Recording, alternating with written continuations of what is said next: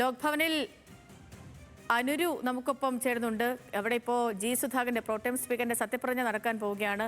അനുരു, എല്ലാവരും എത്തിയിട്ടുണ്ടോ? മുഖ്യമന്ത്രി വി.ഡി. സതീശൻ അടക്കം എത്തിക്കഴിഞ്ഞോ? ചടങ്ങുകൾക്ക് തുടക്കമായിട്ടുണ്ടോ?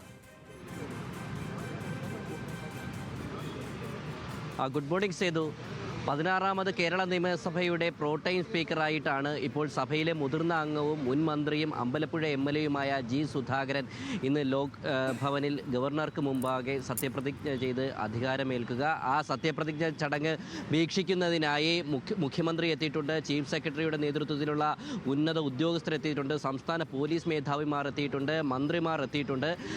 ഇന്ന് 9:30 സത്യപ്രതിജ്ഞാ ചടങ്ങുകൾ നടക്കുക. ഇതിനുശേഷം ഒരു ചായ സൽക്കാരമുണ്ടാകും. അതിനുശേഷം വി.ഡി. സതീശൻ്റെ നേതൃത്വത്തിലുള്ള യു.ഡി.എഫ് സർക്കാരിൻ്റെ രണ്ടാം മന്ത്രിസഭാ യോഗം ചേരുന്നത്.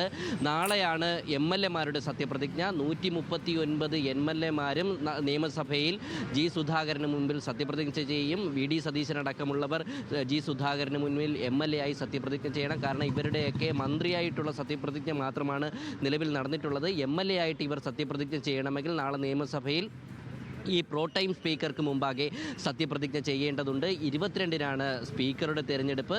എന്തായാലും ഇപ്പോൾ മുഖ്യമന്ത്രി അടക്കമുള്ളവർ ലോക് ഭവനിൽ എത്തിയിട്ടുണ്ട്. സേതു, ശരി.